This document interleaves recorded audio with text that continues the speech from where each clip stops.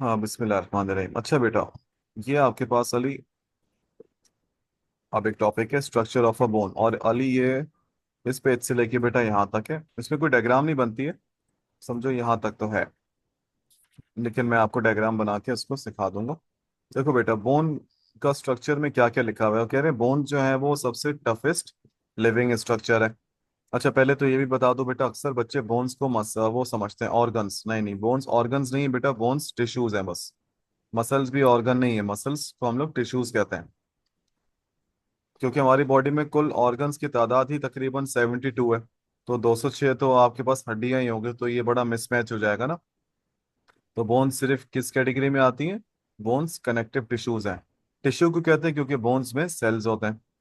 किसी भी चीज में सेल्स हो तो वो क्या कहलाएगा? टिश्यू कहलाएगा। जी। जबकि जी। बोन्स जो है वो टफेस्ट, और टफेस्ट से भी ज्यादा कहना ये सही, हार्डेस्ट टिश्यू है। और सबसे सॉफ्ट टिश्यू आपके पास है ब्लड, मसल्स।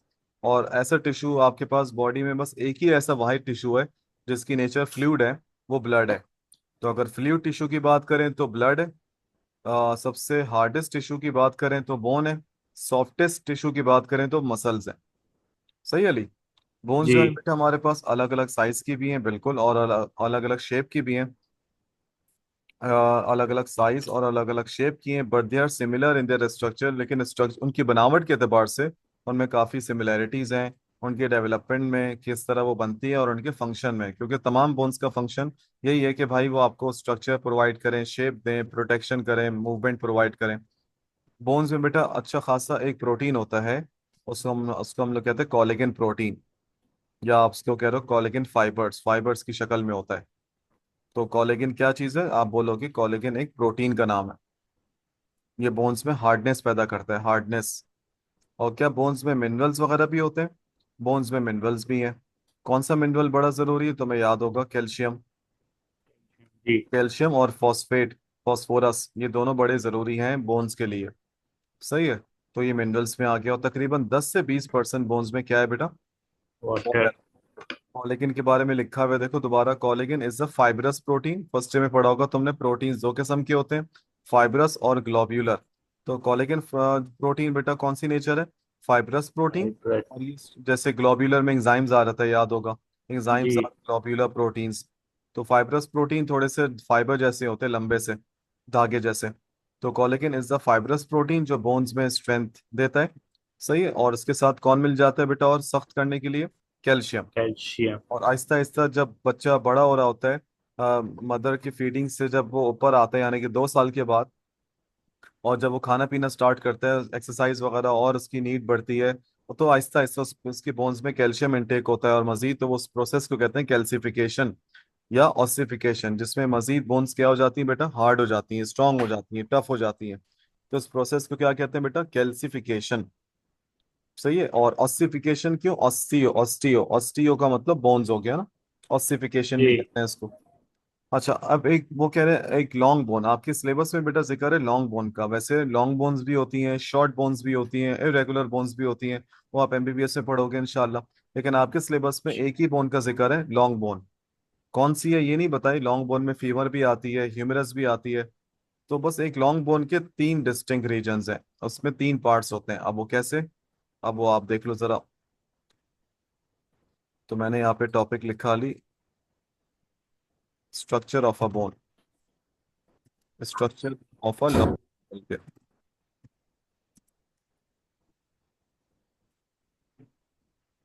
एक लॉन्ग बोन के स्ट्रक्चर में अली आपके पास जो चीजें होती हैं, थोड़ा सा मैं एक्सपेंड करके बना के दिखा रहा हूँ।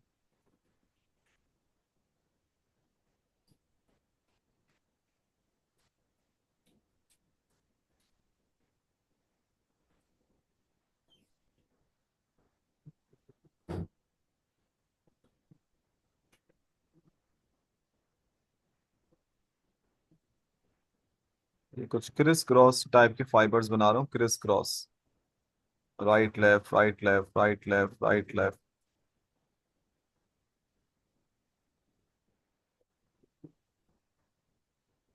अच्छा, ये हो गया एक। और इसमें आप थोड़ा सा पार्ट और ऐड कर लो यहाँ से, और एक थोड़ा सा ऐड कर लो यहाँ से।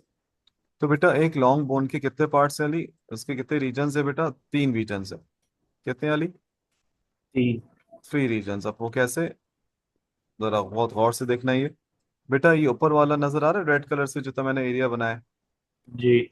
सही अली, इसको हम लोग बायो में क्या कहते हैं बेटा? इसको हम लोग बायो में कहते हैं एपीफाइसिस। एपीफाइसिस। एपीफाइसिस। क्या कहते हैं अली? एपीफाइसिस। एपिफाइसिस। तुम्हें ये छोटा सा रीजन नजर आ रहा है अली, ये वाला, ये वाला सा। जी। सही, इसको कहते हैं मेटाफाइसिस। क्या कहते हैं अली? मेटाफाइसिस। मेटाफाइसिस। और ये तुम्हें काफी नीचे तक सबसे बड़ा स्ट्रक्चर नजर आ रहा है ये, इसके नीचे से लेके अगली एपीफाइसिस तक। यानी कि तुम्हें ये नजर आ रहा है अली, यहाँ से लेके ये पूरा। हाँ अली, जी। नजर आ रहा है ना, जी। ये काफी लंबा पार्ट है। तो इसको हम लोग कहते हैं अली डाईफाइसिस। डाईफाइसिस। जी। डाईफाइसिस। अली सेम लेबलिंग नीचे की तरफ भी है, ये कौन सा होगा अली? ये पूरा होगा बेटा एपीफाइसिस, ऐसी है। जी। ये कौन सा होगा अली, छोटा वाला? मेटाफाइसिस। मेटाफाइसिस, बिल्कुल। तो सेम लेबलिंग नीचे की तरफ भी, मैं इसको भी मिटा देता हूँ। तो ये ऑब्वियस सी बात है, तो वो मसला नहीं है। तो अब ये हो गया आपके पास। सही। अब तुम्हें सर ये क्रिस क्रॉस जो स्ट्रक्चर्स नजर आ रहे हैं, फाइबर्स जो बोन में हमें नजर आते हैं, तो इनको हम लोग बायो में कहते हैं ट्रेबिक्यूलाई। ट्रेबिक्यूलाई। ट्रेबिक्यूलाई। जी। ये कहीं भी कभी भी आ जाए लेबलिंग में कि criss cross fibres, criss cross fibres in epiphysis, epiphysis में पाए जाते हैं। क्रॉस लिंक भी कहते हैं, फाइबर्स भी कहते हैं, क्रॉस लिंक। तो इन स्ट्रक्चर्स को कहते हैं ट्रेबिक्यूलाई। अच्छा, एपीफाइसिस हो गया। और एक हो गया आपके पास मेजर जो पार्ट है डाइफाइसिस, और इनके दरमियान में हो गया आपके पास मेटाफाइसिस। पूरी बोन्स जो है बेटा, जिस तरह हार्ट कवर्ड होता है पेरिकार्डियम से, सही है, आपके पास किडनी कवर्ड होती है पेरिटोनियम से, तो बोन्स भी कवर्ड होती है भाई किसी ना किसी चीज से। तो बोन्स जिस कवरिंग से कवर्ड होती हैं, इसको बायो में बेटा कहते हैं पेरियोस्टियम। पेरियोस्टियम। जी। पेरियोस्टियम। ओए ये बात चले गया। बोन जिस कवरिंग से कवर्ड होती है, इसको बायो में कहते हैं बेटा पेरियोस्टियम।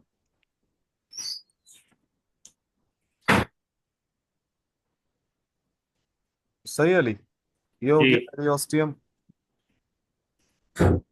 उसके बाद बोन्स के अंदर भी एक और मेम्ब्रेन होती है बेटा बोन्स के अंदर। अब अंदर है तो एक्सो तो नहीं होगा, अंदर है तो एंडो होगा। तो इस अंदर वाली को कहते हैं एंडोस्टियम। इस अंदर वाली का नाम हो गया एंडोस्टियम। सही है अली, जी। एंडोस्टियम। इसके अंदर एक और कैविटी होती है, उस कैविटी का नाम होता है अली मेडुलरी कैविटी। कौन सी cavity Ali? Medullary. Medullary cavity. Medullary. Medullary cavity.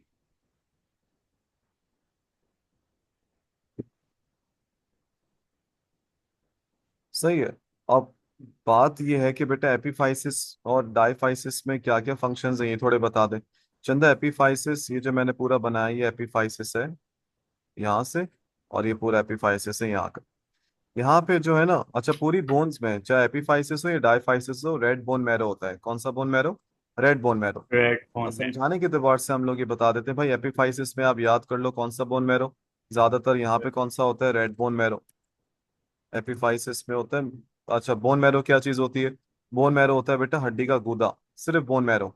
अगर मैं डेफिनेशन करूं बोन मैरो की, हड्डी का गूदा, यानी कि most internal part of bone या एक्सटर्नल पार्ट ऑफ बोन। तो आपका जवाब होगा most internal part of bone. Red bone जी। मैरो को रेड बोन मैरो क्यों कहते हैं बेटा? क्योंकि यहाँ पे ब्लड सेल्स बनते हैं। ब्लड सेल्स, तो ब्लड भी रेड होता है ना, तो ब्लड जी। सेल्स बनते हैं। अब तुम सोचोगे सिर्फ आरबीसी बोलेंगे सर, नहीं नहीं नहीं। ब्लड सेल्स में बेटा बेसिकली दो आते हैं, आरबीसी और डब्ल्यूबीसी। प्लेटिलेट सेल्स नहीं है। आप एमडी कैट में पढ़ोगे, प्लेटिलेट को सेल का दर्जा नहीं देते। तो एक होता है आपके पास, चलो मैं आरबीसी लिख देता हूँ मोस्ट इंपॉर्टेंट, और दूसरा कौन सा होगा अली हमारे पास? डब्ल्यूबी। डब्ल्यूबीसी, हड्डी का गूदा। सही है, बोन मैरो हो गया आपके पास।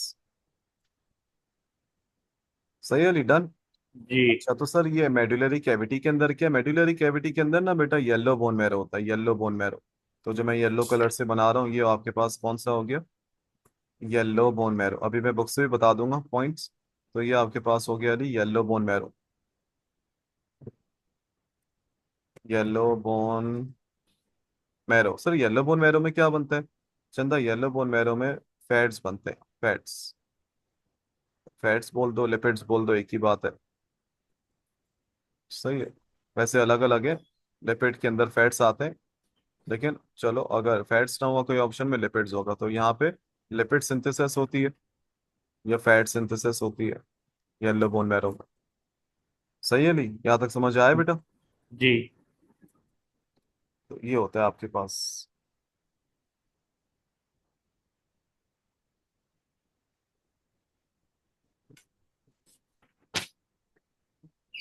एक मिनट अली, एक मिनट बेटा।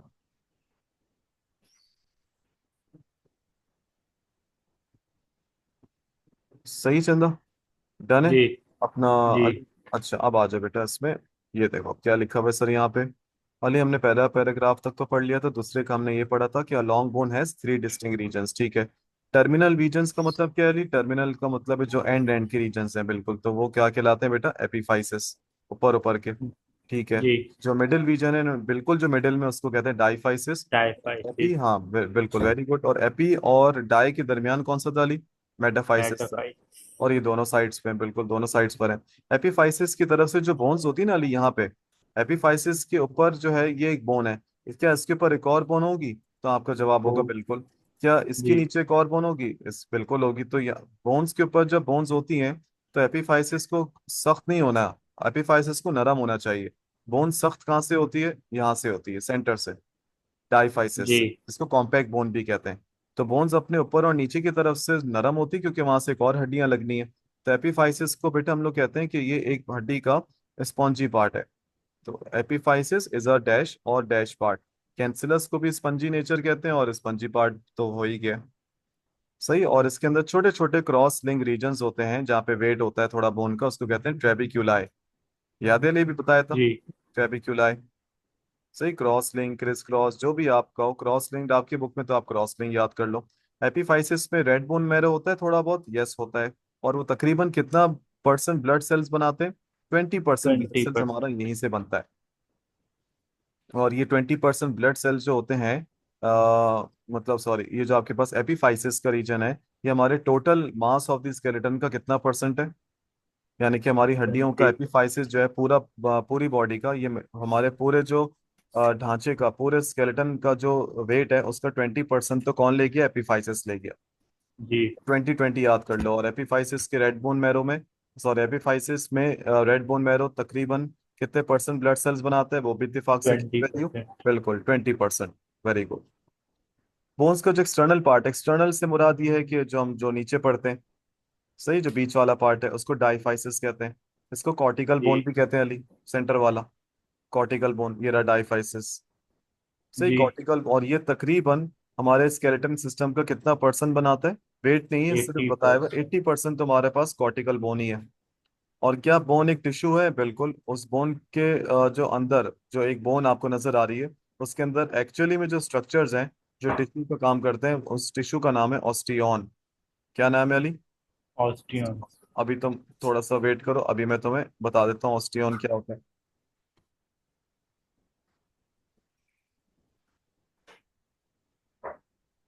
ऑस्टियन, मैंने पहले लिखा bone tissue, which is known as osteon. एक मिनट अली, मैं तुम्हें पिक्चर दिखा रहा हूँ। हाँ नहीं बेटा, नजर आ रहा है। जी सर।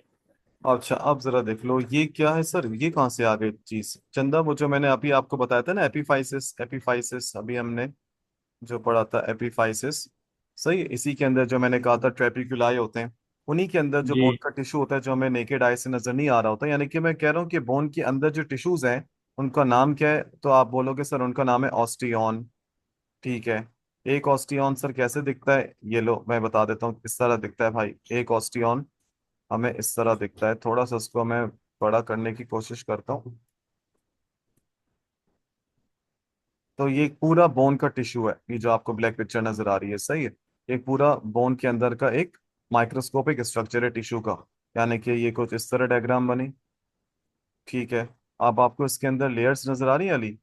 एक जी दो तीन चार, ये ऐसी लेयर्स, जब जब एक के ऊपर एक लेयर आ जाए या एक के बाद एक लेयर आ जाए, जिस तरह बिल्कुल प्याज की तरह, तो उसको बायो में बेटा एक वर्ड से करते हैं, रिंग लाइक। और रिंग लाइक से भी अच्छा सबसे प्यारा वर्ड है कंसेंट्रिक लेयर्स। तो ऐसी लेयर्स को क्या कहते हैं? कं- कंसेंट्रिक लेयर्स। तो बोन के टिश्यू को जी ऑस्टियन कहते हैं, ऑस्टियन। और इस टिश्यू में बहुत सारी लेयर्स होती हैं ओवरलैपिंग विथ ईच अदर, और ऐसी लेयर्स को तो हम लोग कंसेंट्रिक लेयर्स कहते हैं। इस टिश्यू को हम लोग कहते हैं ऑस्टियन। सही अली? समझ में आ गया जी ऑस्टियन? जी अच्छा। और हर एक लेयर में तुम्हें ये कुछ लाइंस नजर आ रही होंगी, पार्टीशंस। जी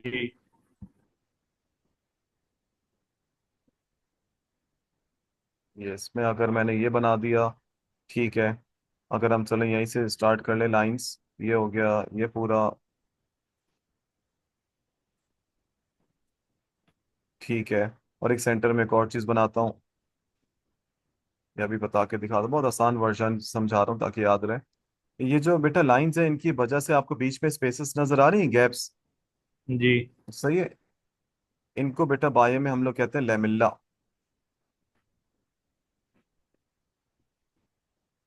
क्या कहते हैं बेटा इनको बायो में? लैब मिला। लेमिल्ला।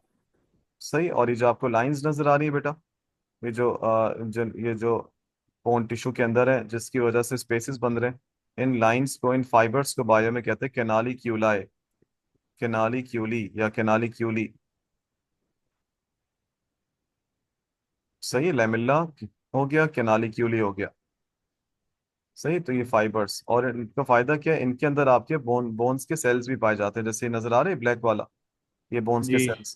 तो इन लेमिल्ला में आपके पास बोन के सेल्स छुपे हुए हैं। और बोन्स के जो तीन किस्म के सेल्स होते हैं, इनमें से सबसे पहला याद कर लो, जो मोस्ट जो है वो मेच्योर सेल होता है। वैसे बोन्स के पास तीन किस्म के सेल्स हैं, लेकिन आपको भी फिलहाल ये वाला याद रखना है, जो मेच्योर बोन के सेल्स होते हैं, जिनको कहते हैं ऑस्टियोसाइट्स। ऑस्टियो का मतलब क्या हो जाएगा अली? बोन्स। और साइट का मतलब क्या होता है अली? सेल्स। तो टिश्यू के अंदर सेल्स कहाँ पाए जाते हैं? लेमिल्ला में। टिश्यू का नाम क्या है? बोन के टिश्यू का नाम है ऑस्टियन। ऑस्ट्री जी आसान है बेटा। क्या बोन्स लिविंग जी है या नॉन लिविंग है? आप कहोगे सर बोन्स लिविंग है। आप क्या कहोगे अली? बोन्स क्या है बेटा? लिविंग है। सही है। लिविंग और लिविंग चीज को चाहिए होती है ब्लड सप्लाई, यानी कि उसमें आर्टरीज, वेन्स, कैपिलरीज आए, ताकि न्यूट्रिएंट्स आए, ऑक्सीजन आए, वो जिंदा रहे। तो बेटा बोन्स में आर्टरीज भी होती हैं, वेन्स भी होती हैं, कैपिलरीज भी होती हैं, सब हैं। नर्व्स भी होती हैं, नसें भी होती हैं, ताकि दर्द हो। तो बेटा वो बिल्कुल सेंटर ऑफ ऑस्टियन है या साइड ऑफ ऑस्टियन है? तो आप कहोगे in the centre of every osteon एक सिस्टम लाया करता है। उस कैनाल को, उस सिस्टम को हम लोग बायो में कहते हैं हैवर्जियन कैनाल। साइंटिस्ट के नाम पे रखा गया हैवर्जियन। क्या मतलब वाली? In the centre of every osteon एक कैनाल है, उसको क्या कहते हैं? Haversian canal. जिसमें क्या क्या होगा अली? ब्लड वेसल्स हैं और नर्व्स हैं। ब्लड सप्लाई यानी कि आर्टरीज, वेन्स, कैपिलरीज है, नर्व्स है। समझ आ गया अली? जी हैवर्जियन कैनाल। तो इसलिए ऑस्टियन को हम लोग एमकेट की लैंग्वेज में कहते हैं हैवर्जियन सिस्टम। देख रहे हो आप यहाँ पे ऑस्टियन नजर आ रहे हैं, ये वाला, ये वाला जी ऑस्टियन। सही है। क्या सारे बोन्स के बेटा टिश्यूज एक दूसरे से कनेक्टेड हैं? ऑब्वियसली आपका आंसर होगा यस। सही। और एक ऑस्टियन दूसरे ऑस्टियन से कनेक्टेड होता है? आपका आंसर होगा यस। एक ऑस्टियन का हैवर्जन केनाल दूसरे हैवर्जन केनाल से क्या हुआ है बेटा? कनेक्ट होता है। सही है। और जी इसको जो कनेक्ट करवाता है, वो अभी यहाँ पे नहीं, पिक्चर में मैं बता देता हूँ। उस केनाल का नाम होता है वोल्कमैन केनाल। क्या नाम है इसका बेटा अली? Volkman canal. क्या वॉल्कमैन कौन कैनाल। सा केनाल है जो एक हैवर्जन केनाल को दूसरे ऑस्टियन के दूसरे हैवर्जन केनाल से क्या करे बेटा? कनेक्ट करे। ज्वाइन करते हैं। जी अब आ जाओ, आपकी बुक क्या कहती है?